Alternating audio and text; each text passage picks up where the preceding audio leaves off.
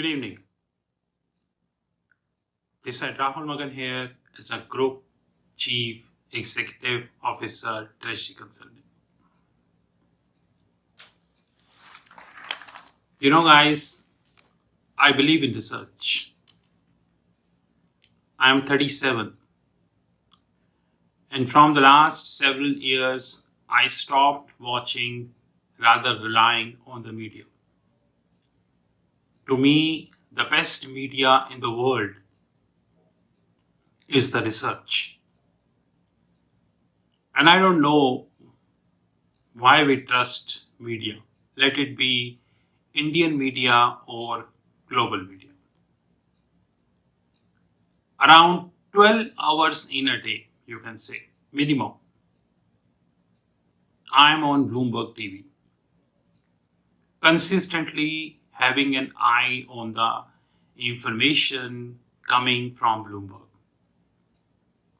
And I'm very clear that it's a complete compromised channel. They only show what is relevant, but they never show what is more relevant. From the very first day, I condemned Russia of what they are doing in Ukraine. On a humanitarian ground, I again against Russia and would continue for what Russia is doing on humanitarian ground. But this war is having two grounds. One is the humanitarian ground and one is the financial ground. When it comes to financial ground, Russia is in far better situation what we envisaged. Let it be honest. Once this war started, ruble was like skyrocket. And now, see ruble, it is back to the normal, which is around 60, 62, 63, which is a normal ruble price. Nothing bad.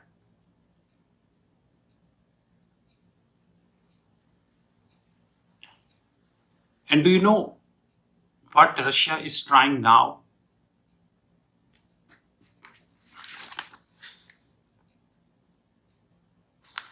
I downloaded this from a website called Business Insider India.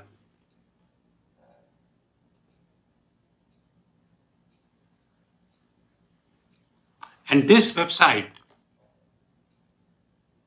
is telling me that Russia could make dollar less attractive with negative interest rate on deposits to help elevate Chinese yuan and other currencies. I am a person of foreign exchange. Once I got this information, I immediately took the printout and start reading it in detail. So what Russia is trying to do, which is called inter-corporate deposit in our parlance. I understand maybe the author is not competent enough to know these words. I understand it happens. But in our parlance, this is called negative corporate deposits. Now, negative corporate deposit is one of the most powerful weapon any country can use against any country. It's not a question of Russia, it's not a question of Ukraine. Probably in the future, if there is any other geopolitical event, God forbid, then this weapon can be used. Now, what this weapon is all about, I would have more videos on this topic. This weapon means that if anyone would hold dollar and euro in Russia or in the Russian banking system, when I say banking system, I mean global. So example, just take an example, JP Morgan. JP Morgan is not all about US. JP Morgan is everywhere. Goldman Sachs, everywhere.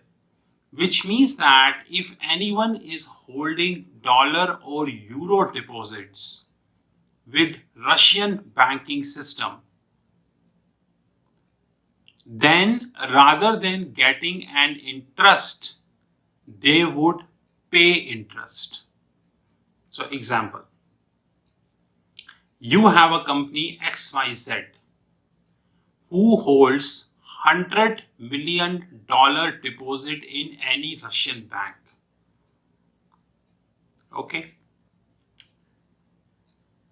And as we speak, they are getting some interest, whatever, 1%, 2%, whatever interest, aligned with the federal fund rates. But now what Russia is trying to do, since US is putting more sanctions on Russia, Russia is trying to do a big politics. They are saying on 100 million deposits which you are holding, I will not give you any interest, you will give me interest.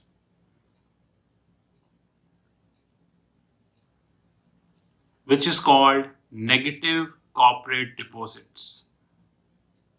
Now the company who is holding $100 million, they would frighten because they feel that, guys, rather than earning, I'm paying.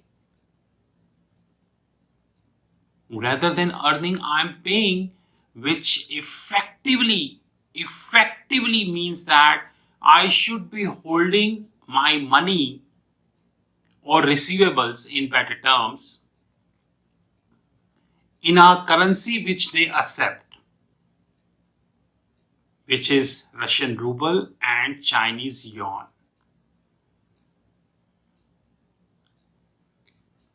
And Russia is going to be firing this weapon in a very efficient manner. I'm telling you.